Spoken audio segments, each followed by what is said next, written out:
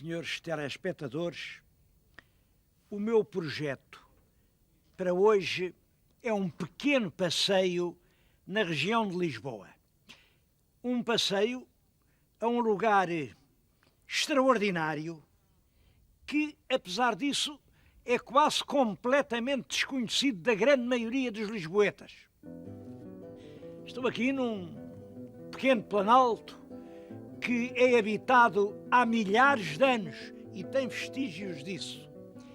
Estou em São Miguel de Odrinhas. São Miguel de Odrinhas fica 12 quilómetros para lá de Sintra e aí uns 15 antes de chegar à Ericeira. Portanto, aqui está um projeto magnífico para um passeio.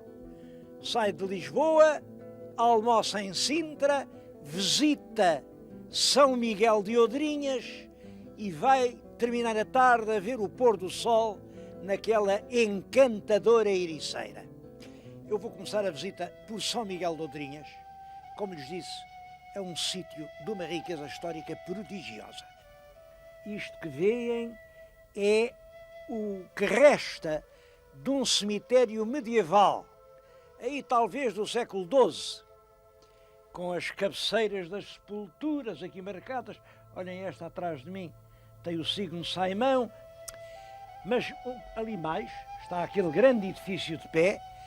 Aquilo não é medieval, aquilo é romano, Tem-se discutido muito, é romano, é visigótico. Bom, isso não interessa muito.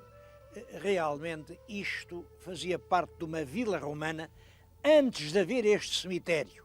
Havia aqui uma vila romana, uma vila de cerca de 1000 anos antes, aí pelo nascimento de Cristo, pelo século I, século II, e é também por essa altura que devem ter construído aquele edifício. Fazia parte da vila, era o recinto mais nobre da vila, ou foi mais tarde uma igreja paleocristã, ou foi um templo visigótico. Olhem, se calhar foi tudo isso, porque estas casas serviram sempre para tudo. E aqui temos já aqui dois monumentos, o monumento medieval, o monumento romano. Se olharem ao longe, ali atrás, ainda veem na crista da serra uns penedos. É um sítio a que aqui os camponeses chamavam o Castelo das Pedras. São megálitos enormes, postos em pé, ali pelos inícios da época do cobre, portanto, 1000 anos antes dos romanos, cerca de 1000 anos antes dos romanos. Havia ali um santuário de povos da região que fizeram aqueles penedos, que ainda não foram completamente estudados, portanto, sabemos pouco sobre eles. Agora reparem as épocas que já temos. 1000 anos antes de Cristo, naquele templo, o tempo de Cristo, 1000 anos a seguir e 2000 anos a seguir. Vai ficar marcado por um museu surpreendente que pode reunir 2 títulos. É o museu mais antigo do nosso país, porque as primeiras peças foram recolhidas no século XVI pelo Francisco de Holanda. E é o museu mais moderno do nosso país, porque só foi inaugurado a 11 de setembro de 1999. Portanto, olhem, na altura em que eu estou aqui a gravar este programa, ainda não tem um mês. É o mais moderno museu português.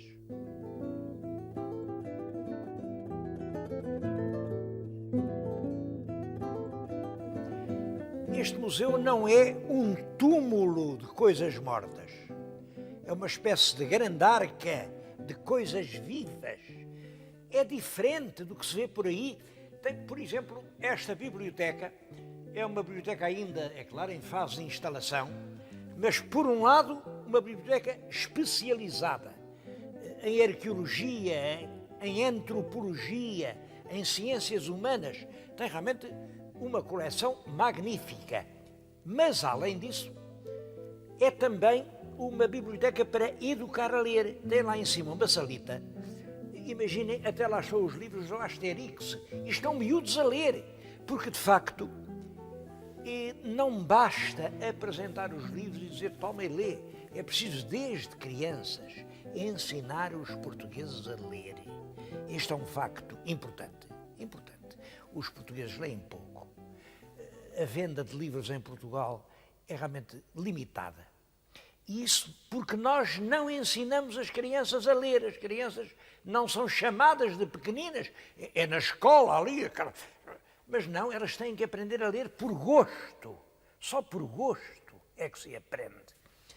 Há lá em cima isso, mas há muita outra coisa nova no museu. Eu queria, em todo caso, chamar a atenção para isto. Eu há bocadinho disse que é o mais antigo museu português. Mais antigo neste sentido. Foi o Francisco de Holanda quem andou por aí, pelas aldeias, encontrou as primeiras lápides romanas, trouxe-as. Bom, e isto foi no século XVI. Bom, não há mais nenhum museu nessa altura. Eu não lhes disse quem era o Francisco de Holanda e aproveitava aqui para o dizer, porque um livro que pedi aqui na biblioteca e veio logo, é o livro do Francisco de Holanda. O Francisco de Holanda era português, ele nasceu em Lisboa, ele, aliás, amava profundamente Lisboa, mas em 1537 o rei Dom João III mandou a Itália para estudar as coisas romanas, especialmente as fortalezas. O Holanda andou por lá, isso é muito curioso, ele conheceu Miguel Ângelo, ele até pintou o retrato de Miguel Ângelo. Bom, e depois, quando chegou a Lisboa, fez um livro, que é um livro com um título curioso, Da Fábrica que Falece à Cidade de Lisboa. Bom, devo dizer que fábrica, nesta altura, não quer dizer fábrica.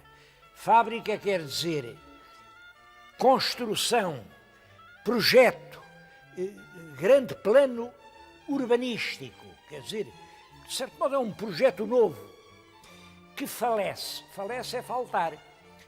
A gente depois teve medo da palavra morte e em vez de dizer morreu, fulano morreu, disse faleceu desta vida, quer dizer, faltou desta vida, mas falecer quer dizer falhar, faltar. Portanto, faltava um grande projeto de fazer uma cidade nova à cidade de Lisboa. E ele fez um livro, está aqui, isto é em 1571, é curiosa esta data porque é um ano antes da publicação dos Lusíadas, e ele escreveu à mão um livro. O livro foi à censura, foi ao Santo Ofício, está aqui o parecer. O parecer diz que está bem, há só aqui uma frase que ele mandou cortar porque ele não concordou com a frase, o resto passa. Só que o livro ele dedicou ao rei Dom Sebastião, mas nunca foi publicado. O rei não quis saber da fábrica que falece para coisa nenhuma. Bom, é aqui, aliás, num outro livro, que está o único retrato que temos do Francisco de Holanda, é este homem, que está a oferecer o seu livro, mas quem pega no livro é um cão que tem aqui escrito Malicia Temporis, é a maldade do tempo, quer dizer, é a má língua. Isto é engraçado, o homem a querer fazer bem à cidade de Lisboa e vem logo um cachorro com os dentes acerrados, agarra no livro e a malícia do tempo, quer dizer, a má língua, a intriga, a inveja, esta nossa eterna pequenez que não deixa ninguém fazer coisa nenhuma. Já nessa altura era assim. Bom, e realmente o livro nunca foi publicado, mas este é o único retrato que nós temos do Francisco de Holanda. Finalmente gostava de lhes mostrar, enfim, um dos projetos que ele tinha para Lisboa. Os espaços de Chabregas e Parque, isto era o Palácio Real de Chabregas, ele propunha uma reconstrução. Como estão a ver, havia aqui um terreiro do Paço, Os navios estavam todos aqui e no Val de Chabregas, que hoje é uma coisa feia, e ele propunha uma grande alameda pelo Val. Bom, que pena que isto, se não tivesse feito, como isto seria bonito. Tem muitos outros projetos para embelezar Lisboa. Olhem, isto era uma reconstrução do Castelo de São Jorge. O velho castelo estava todo em ruínas, ele queria refazer um castelo de acordo com a nova monarquia. Ninguém lhe ligou importância, nem então nem depois. E há muita gente que pensa, eu penso, que continua a falecer uma fábrica à cidade de Lisboa. Um grande projeto, que não sejam estas urbanizaçõezinhas à escala dos quintais dos Patos Bravos. Um grande plano que faça desta lindíssima cidade a capital que nós merecemos. Mas continua a falecer a fábrica e continua a faltar o rei Dom Sebastião, que tenha ouvidos para ouvir livros como este.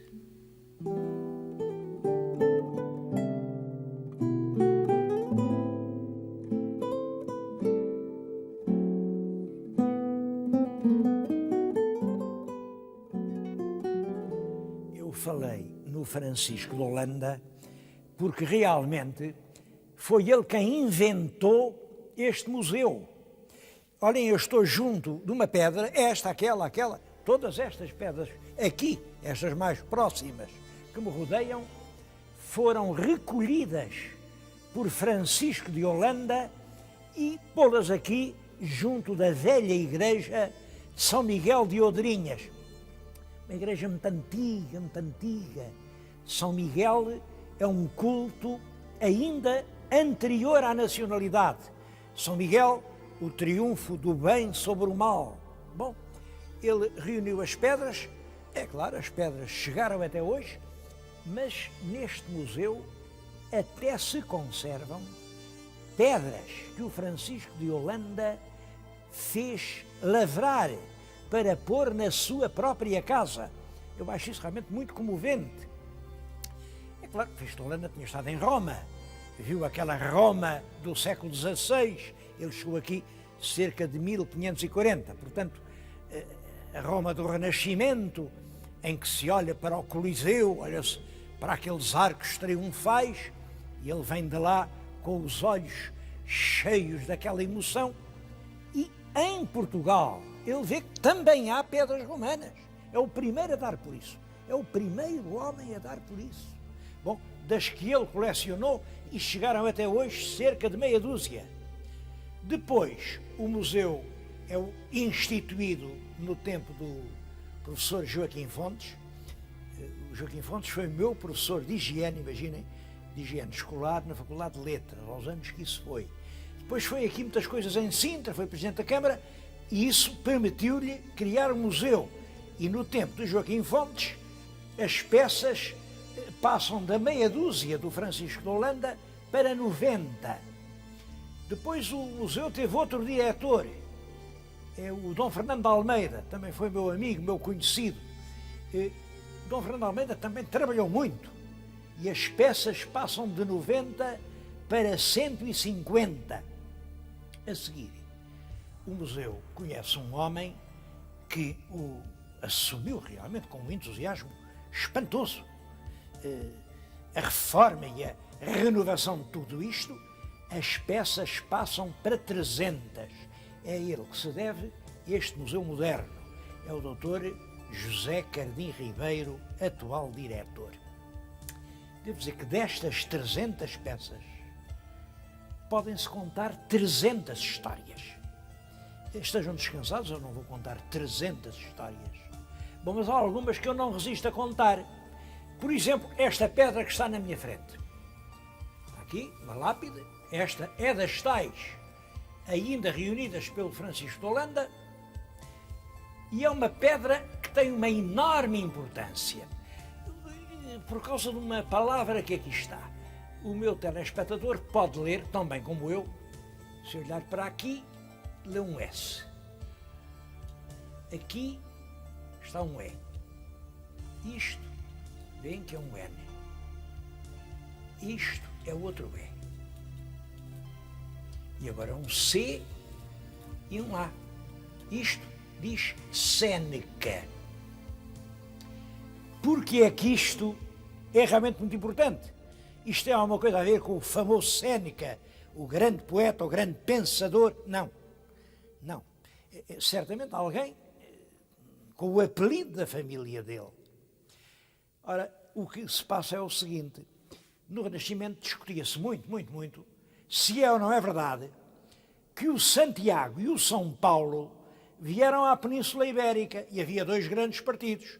Os que diziam que sim, sem dúvida, o São Paulo andou aqui a pregar, e o Santiago também, e os que diziam não, os documentos não permitem dizer isso. A gente teria tido muita honra que o São Paulo cá tivesse estado, mas não esteve, realmente não esteve. Eu penso que realmente não esteve. Bom, mas é nessa questão que se escreve um livro completamente falso, a provar que sim, e entre muitos documentos diziam, até é verdade que ele converteu um centurião romano que vivia na região de Sintra. Um centurião romano chamado Sêneca. Nesta altura já existia esta pedra. Quem quer que inventou essa fantasia tinha visto esta pedra, se calhar mostrada pelo próprio Francisco de Holanda. A verdade é que, quando a pedra aparece, é o Dom Rodrigo da Cunha, que era então arcebispo de Lisboa, que diz, cá está, quem escreveu isto disse a verdade, porque havia na região de Sintra, ela apareceu aqui, pois é a região de Sintra, um homem chamado Sêneca. Este era o tal centurião romano. Portanto, esta pedra provava que sim, estiveram na península o São Paulo e o Santiago. Claro que não provava nada. O que acontece é isto, é que quem inventou a patranha já tinha conhecido esta pedra. De qualquer maneira, isto foi bastante para que a pedra fosse considerada um documento precioso, sagrado, mantido ali no templo sem ninguém a despedaçar. Porque, em regra, as coisas romanas eram coisas do paganismo e foram partidas à marretada.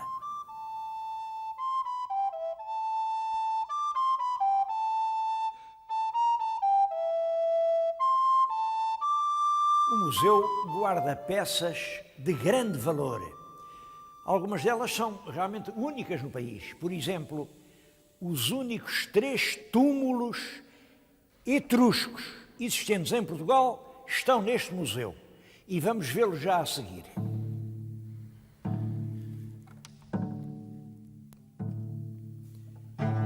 A civilização etrusca desenvolveu-se no centro da Itália e antes é anterior à civilização romana.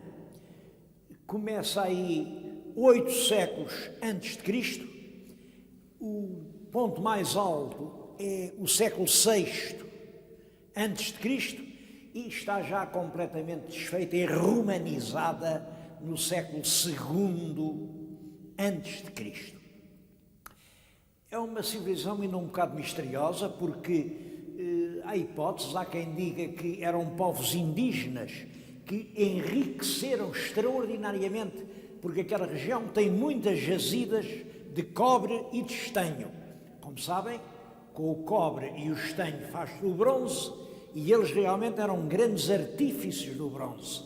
Seria, portanto, uma população italiana enriquecida pelos metais.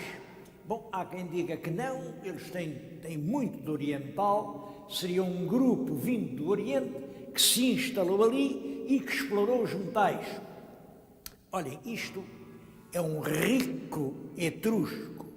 Um rico etrusco está deitado na sua tumba. Está até aqui o nome dele. É curioso que o alfabeto etrusco, isto escreve-se assim. Escreve-se da direita para a esquerda e lê-se assim. Ao contrário, como sabem, do nosso. O nosso é dali, começa ali e lê-se para aqui. Bom, mas ainda hoje escrevem assim os árabes. Ainda hoje escrevem assim os judeus. É uma maneira de escrever. As letras não são muito diferentes das letras que depois os romanos utilizaram. Ele está no seu túmulo, tem aqui uma escudela com o qual vai participar nos banquetes depois da morte. Bom, e aqui na caixa do túmulo, que é bem característica da arte etrusca, com um realismo brutal, isto representa um combate feroz. Olhem, aquele homem vai esmagar o crânio deste com uma pedra enorme, mas o outro que está ao lado aponta-lhe uma lança à barriga. Este aqui, reparem como o inimigo segura-lhe a cabeça com uma mão, enquanto com a outra vem com a espada com que o vai degolar. Tudo isto tem uma brutalidade. Na guerra vale tudo. Nesta altura como agora, passaram 2500 anos e as coisas não mudaram muito. Mas há outros túmulos e vamos aqui assistir a uma cena muito cruel. Está deitado por terra um jovem que vai ser morto por este outro jovem e vai ser massacrado diante do pai, este velho, e da mãe, aquela mulher que abre os braços num sinal de aflição.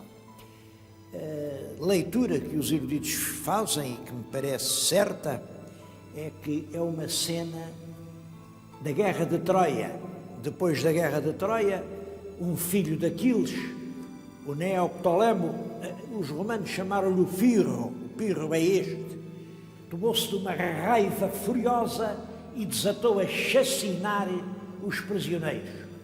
E matou este, que era filho do rei vencido, era o Polites. O rei vencido é este, é o pobre Príamo, que ele matou a seguir, e a mãe, aquela, a rainha Écuba. Écuba é a mulher desgraçada que vê um após outro serem mortos os seus filhos e as suas filhas e que acaba por tirar uma vingança terrível do mal que lhe fizeram. Mas reparem como realmente o relevo é dramático. E isto mostra uma coisa: já os etruscos se impressionavam com as leituras dos poemas homéricos da Guerra de Troia.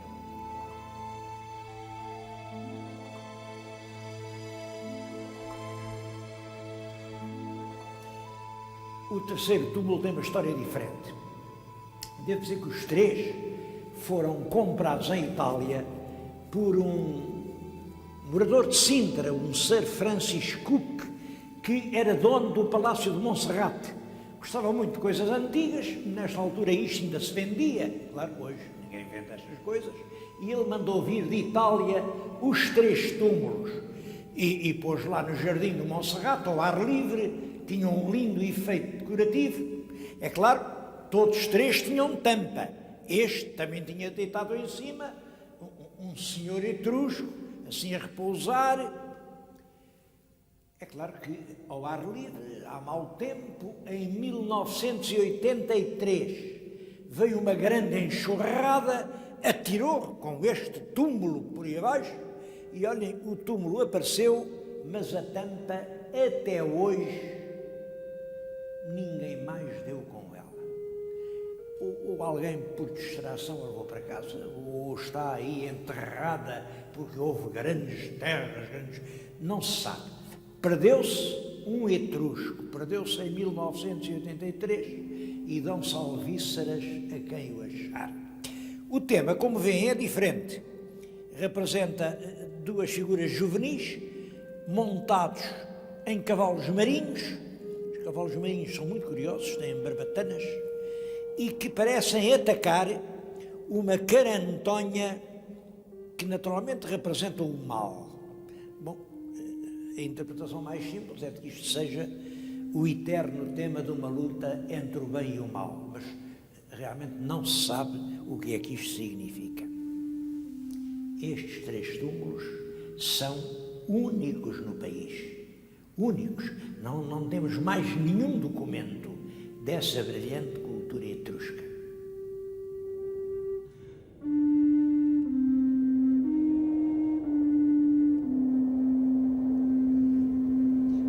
É um museu que vale a pena. A Câmara de Sintra está realmente de parabéns. Se o senhor telespectador depois quiser acabar a sua tarde com um passeio bonito, uma ideia, venha aqui até à Ericeira. Estou nas ribas da Ericeira, que é uma das vilas de pescadores mais bonitas do litoral português. Venha aqui e desejo-lhe um fim de tarde inesquecível.